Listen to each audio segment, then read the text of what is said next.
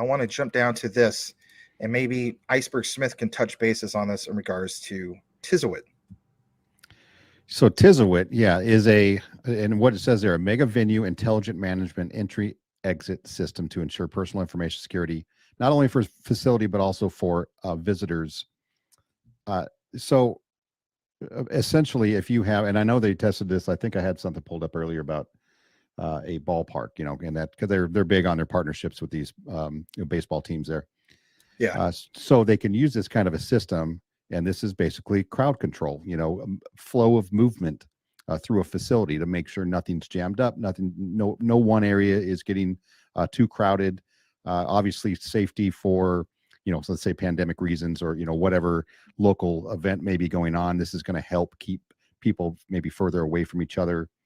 But that's really what this is. It's really not a complex thought process to figure this out. But then the way that they're going to try to utilize the service experience in mobility, partnering with it, which is also Wits as well. Then that's going to be the mobility aspect of it, right? How everything flows through that, and then connect the mobility on top of that. Autonomous buses, if that's the way they're going. What kind of a pickup schedule, drop off schedule. It involves all of those little data sets and puts it into one efficient process.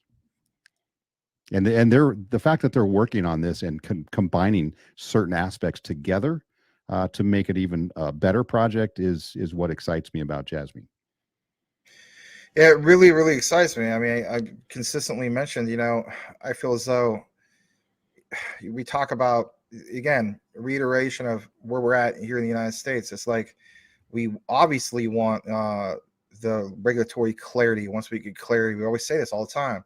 That's where, the big institutional money has come in. But what if there is a country that already gets that? And my thing is, when I mention to people, and again, it's not financial advice, it's just how I personally feel about it, Sean.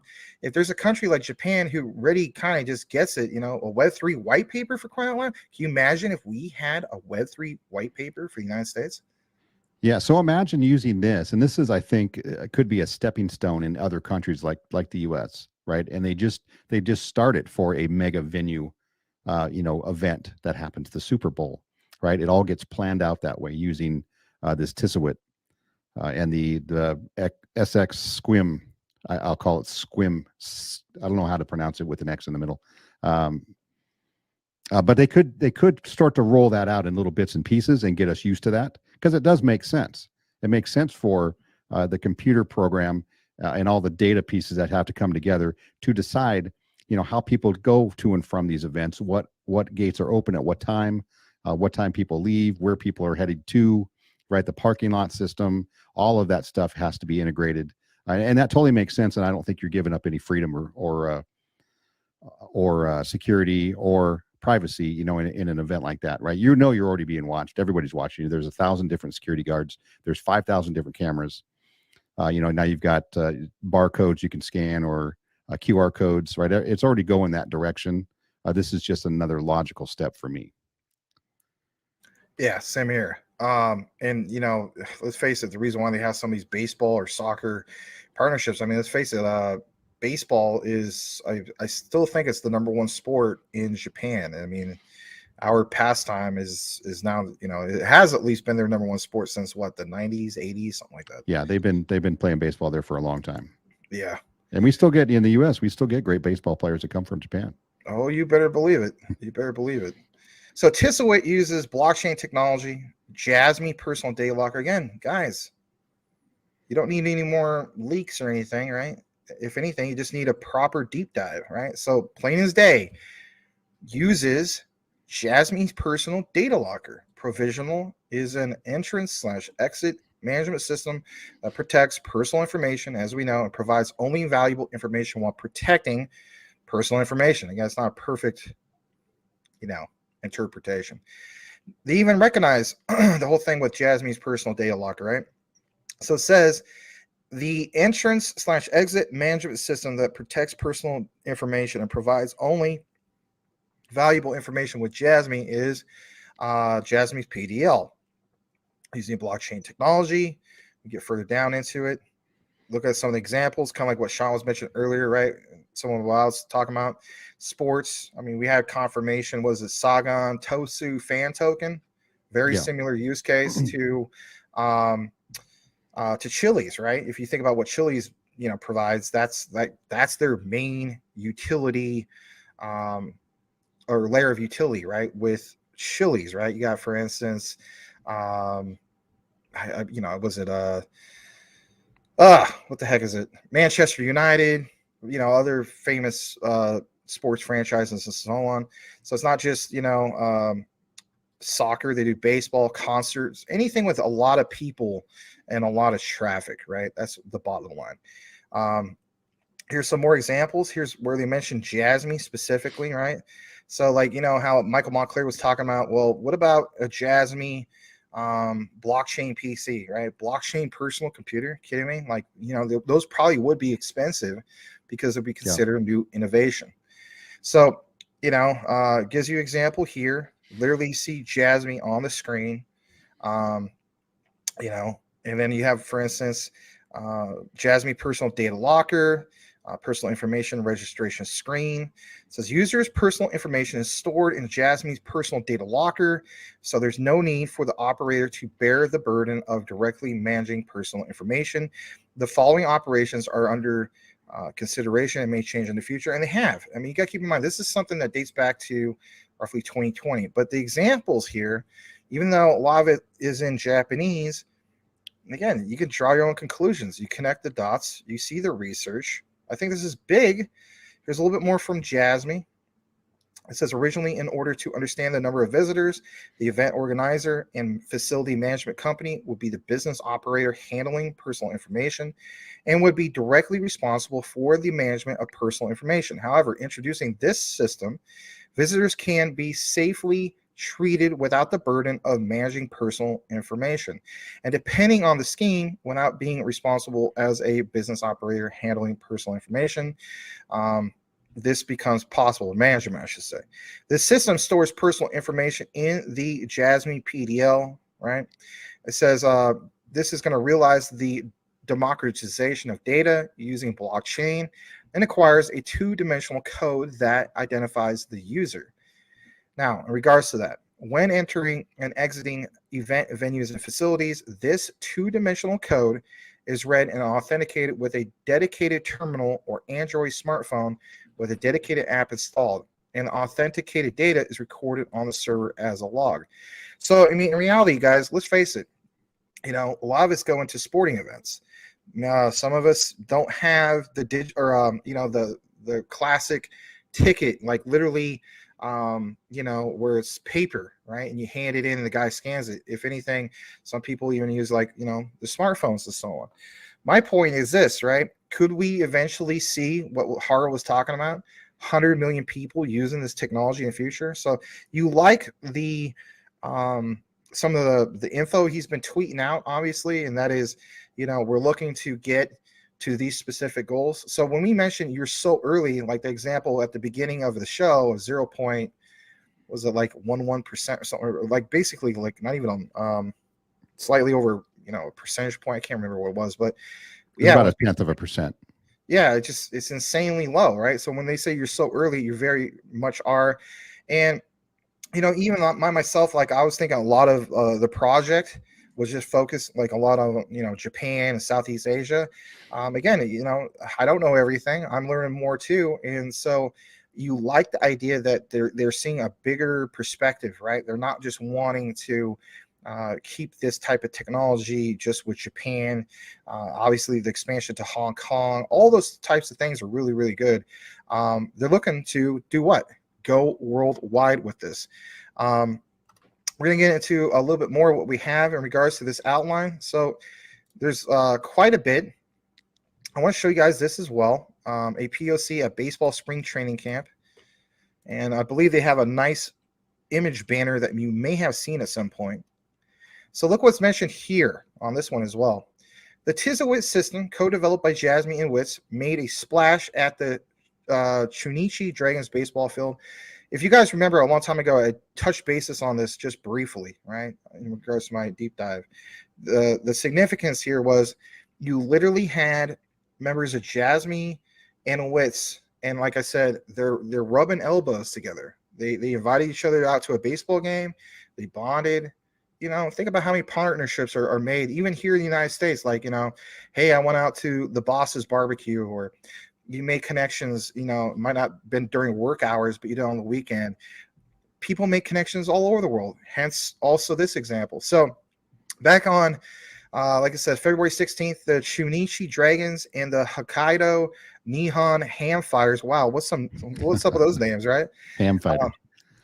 Yeah, another baseball powerhouse played a practice game at the Okinawa Spring Training Camp with a large number of fans there to cheer. It offered great opportunity for the Tisowit system to shine by improving the efficiency in the management of the stadium's entry and exit precision in the prevention and control of the epidemic.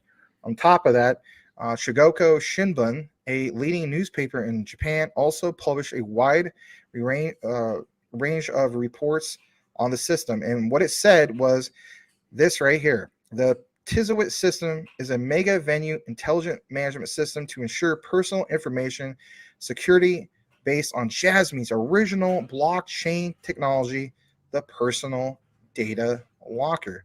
Here's the particular, I don't know, you can say the program or whatever, right? A lot of times you go to baseball games, they give you a program. Could have been in there, right? But gives you a breakdown, kind of like what I basically reiterated. But this last part on the bottom of that program says the Tisowit system, co-developed by Jasmy. Yeah, guys, I mean, this is reconfirmation, and Wits, a leading Japanese travel service provider, is being used by Japanese baseball giants Chunichi Dragons for stadium management at their 2022 spring training camp in Okinawa. The system can not only filter out sensitive information from audiences, but also provide a variety of personal services in the event of a pandemic.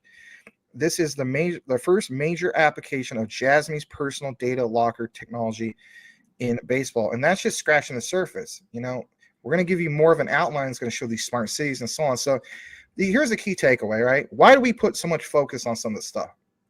Because, you know, no pun intended, utility talk now. If we're talking about utility, here's a perfect example of that utility being used. You know, we recognize annoying things like ETH gas fees from Ethereum and other particular projects and so on.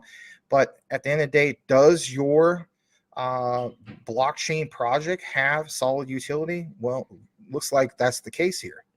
Yeah, not only that, but does it have utility outside of the crypto space? Right. A lot of the crypto projects we love to talk about and put our hard-earned money in are really only exist inside the crypto world, and aren't touching anybody outside that. Right. This is Jasmy is touching people outside of that, and maybe they don't even know it. Right. Customers or fans going to a baseball game, they just got an app on their phone. They don't know the technology behind it. They don't know all the details. They just know it makes it easier for them to come and go. It makes it a better crowd control kind of a tool, right? And that's what they get to know about it. They're like, oh, this Jasmy app is nice, or this Tisowit app, I don't know, whatever they call it. But yeah, just like XRP, we explained, it'll be in the plumbing, in the financial world. Most people will never even know it exists or that it's working behind the scenes. Right, exactly. I mean, Sean's example is a perfect example of that. We're going to get a little bit more in regards to this before we kick it back to the comments. So if you're wondering, well, this sounds cool, but what's some of the key advantages? We got that taken care of for you. Here's some of those key advantages of the Tisowit system that were applied to the baseball field. So basically it's like this, fans are at the ball game, right? They're going to easily enter and exit the stadium by scanning the QR code, right? Simple stuff. Whether it's Android or I guess in some cases Apple, we're going to get confirmation, but in the future, imagine it would be that way. Personal information registered by fans will be saved to Jasmy's personal data locker and provided to the operator with sensitive information filtered out. The operator can regulate and control the number of fans and the time of admission through this system so that both the operator and the fans can feel at ease during the game.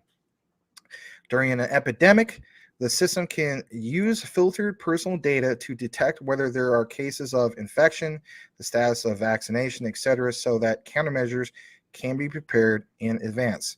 Now, I get it. Some people here in the United States, they might, this is an invasion of privacy. They just don't like all this stuff. But you better believe this is a reality for many countries, whether it's Japan and so on, who will be utilizing or maybe are not even aware of this technology. Hence why you have Hara going to Hong Kong, educating people on it and so on. You got to keep in mind, when it comes to Hong Kong, that's a whole different city compared to like Beijing and so on, right? Basically speaking, they're not, what's it? They used to be under, part of the British monarchy before 1997. So look at here. It says before and after, users can register the personal information, name, age, address, phone number, etc. on the operator's website. Then after, the Tisowit system will store your personal information in the Jasmy personal data locker. From here, you see some of these examples, but the Tisowit system specifically is a venue intelligent management system for the safe management of personal information using Jasmy's original blockchain technology, of course, the PDL. We're not going to read about the history of the Chinichi dragons. You're more than welcome to do that, right? But how about this part for Wits, right? So it says Wits is a large Japanese public company. And we mentioned that I think they date back to like the 80s, right? So they even have stock, right, that you can basically buy that contributes to the development of autonomous driving, artificial intelligence, and even the Internet of Things. Society, but providing specialized technologies such as embedded software, security, sorry about the background noise, simulation, functional security, and operating systems.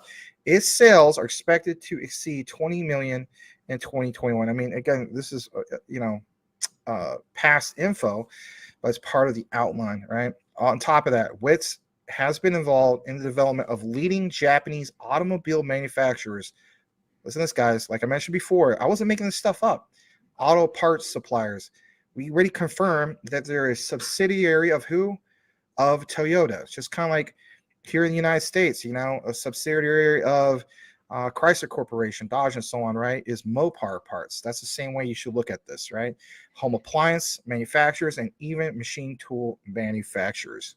Cool stuff.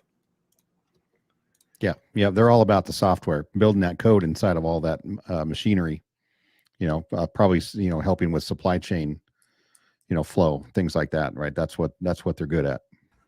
There was the whole thing with Tisowit. As we get further down, there's this right here. It says thoughts on Tisowit. So it says the service is useful for the following reasons. We basically talked about most of those reasons, but one thing I really like is where it says venues no longer assume responsibility or liabilities pertain to their visitors, legal/cost savings. How about this, guys? Here in the United States, right? Almost every place you go, everybody is worried about liability issues and so on. Signing a waiver and stuff like that. Well, maybe you don't have to worry about that as much because you have an app that takes care of that, right? That's a good point. An anonymous IoT data track could improve venues experiences, obviously.